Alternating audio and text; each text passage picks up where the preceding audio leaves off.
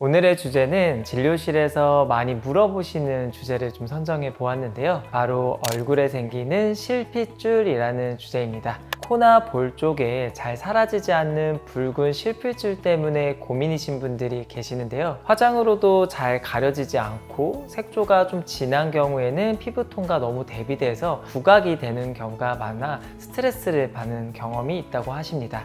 그럼 이 실핏줄은 왜 생기고 어떻게 치료를 할 수 있고 치료 후에는 재발을 줄일 수 있는 관리법까지 제가 한번 천천히 자세히 설명드리도록 하겠습니다.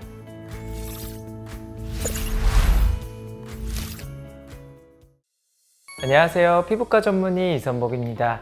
먼저 실핏줄의 개념부터 정확하게 짚고 넘어가도록 하겠습니다. 우리 얼굴에는 굉장히 다양한 혈관이 있는데 아주 미세한 혈관들은 육안으로 보이지 않는 것이 정상인데요. 그런데 이 미세한 혈관들이 여러 가지 이유에 의해서 그 직경이 점점점 늘어나게 됩니다. 이 미세한 혈관을 이제 의학용어로는 모세혈관이라고 하고, 모세혈관이 직경이 넓어지는 것을 모세혈관 확장증이라고 부릅니다.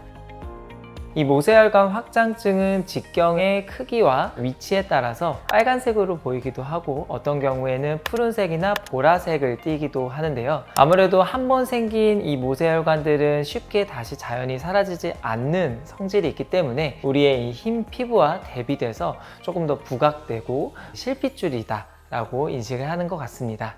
그래서 피부과 외래에 오셔서 고민을 털어놓으시는 것 같습니다. 피부의 실핏줄은 왜 잘 보이는 거예요? 피부가 얇거나 그래서 그런 걸까요? 좋은 질문인데요. 어린 나이 때부터 저는 혈관이 이렇게 좀 두드러졌어야 하시는 분들이 있고, 아니면 원래는 없었는데 새로운 모세혈관 확장증이 생겼어요, 실핏줄이 돋보여요 라고 찾아오시는 이 두 부류의 환자분이 계시는 것 같은데요. 먼저 어렸을 때부터 내 얼굴에 좀 실핏줄이 많았다 하시는 분들은 태어나기를 좀 모세혈관 확장증이 쉽게 생기는 유전자를 타고나신 분들도 있고, 피부가 선천적으로 조금 얇거나 아니면 피지 분비가 활발하지 않은 조금 얇은 피부를 가지신 분들, 이런 분들은 좀 모세혈관 확장증이 쉽게 두드러져 보일 수 있습니다. 그런데 나이가 들면서 없던 모세혈관 확장증이 있는 경우에는 조금 더 다양한 원인이 있을 수 있습니다. 첫 번째는 자극 때문에 생길 수 있는데요. 예를 들면 각질 용해제나 스크럽을 열심히 사용하신다던가, 잦은 세안을 하신다던가, 사우나나 때밀이를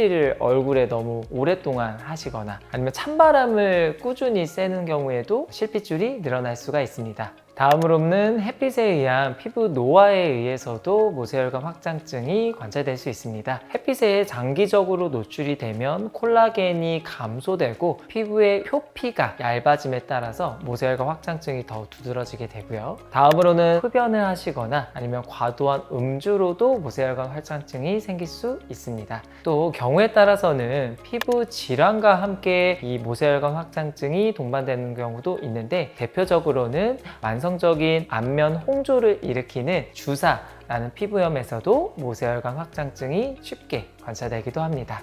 오랜 습관에 의해서 생기는 것 같은데 네. 치료가 어렵나요? 네, 생각보다 이 실핏줄을 치료하는 건 간단한데요. 늘어난 혈관을 수축시키고 다시 파괴해서 없애는 것이 핵심 포인트입니다. 이 다양한 방법들이 모세혈관들을 없앨 수 있지만 저는 레이저 치료를 추천드리고 있는데요. 레이저 치료는 일단 혈관에 특화된 레이저가 있다는 게 가장 강점이고, 두 번째로는 이 모세혈관이 생각보다 굉장히 얇은 혈관이거든요. 그러다 보니까 0.1mm까지도 세밀하게 조절할 수 있는 레이저가 굉장히 효율이 좋다고 생각해서 레이저 치료를 추천드리고 있습니다. 말로 들었을 때는 또 간단해 보이는데 치료는 얼마나 받아야 되나요? 그 질문도 환자분들께서 많이 물어보시는데요. 이 모세혈관은 직경이 얇을수록 치료가 잘 된다라고 생각하시면 됩니다.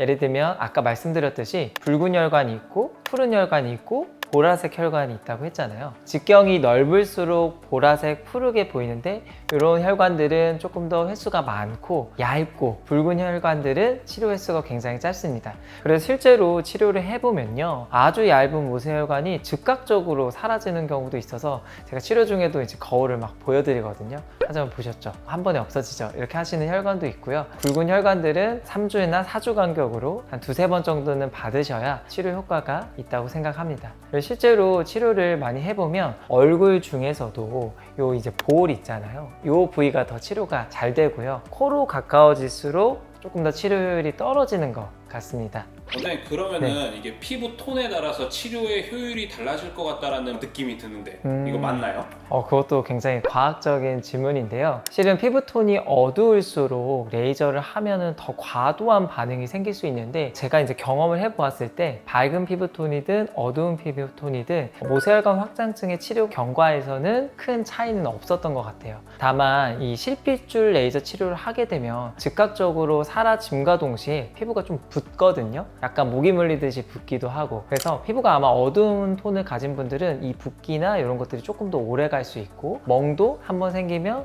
조금 더 오래 갈 수 있어요. 하지만 이것들은 실은 부작용은 아니고 실핏줄을 치료하는 데 있어서 혈관을 수축하고 또 파괴시키는 데 과정에 좀 자연스러운 반응입니다. 만약에 내가 이제 실핏줄 치료 레이저를 한다 하면은 좀 붓기나 멍들이 한 일주일 정도는 갈 수 있다, 이런 정도의 생각은 가지고 접근하시는 것들이 좋겠다, 이렇게 코멘트를 남기고 싶네요. 아까 그러면은 재발 방지 그렇죠. 하는 거 알려준다 하셨는데 네. 지금입니다. 이제 실핏줄 레이저를 치료하고 나서 어쨌든 우리가 비싼 돈을 주고 레이저 치료를 했는데 말짱 도루묵이면 안 되잖아요. 그래서 제가 추천드리는 생활습관 관리까지 한번 말씀드려 볼게요. 일단은 레이저 직후에는 피부가 붓고 멍들고 할 수 있기 때문에 2주 정도는 절대 각질 제거나 스크럽 등은 하시면 안 되고, 사우나나 너무 심한 유산소 운동도 하시면 안 됩니다. 이 유산소 운동을 또 열심히 하다 보면은 이 수축되려고 하는 혈관들이 다시 커지는 경향이 생길 수 있거든요. 제가 아까 말씀드렸듯이 만성적인 자극 때문에 모세혈관이 다시 커질 수 있기 때문에 화장을 너무 열심히 한다던가 세안을 너무 꼼꼼히 한다던가 이러면 재발률이 조금 더 높을 수 있죠. 그리고 자외선에 의해서 혈관은 또 다시 자라날 수 있는 이런 특징이 있기 때문에 시술 후에도 평소에 자외선 차단제를 꼼꼼하게 잘 도포해 주시는 것도 중요한 생활습관 관리라고 저는 생각합니다.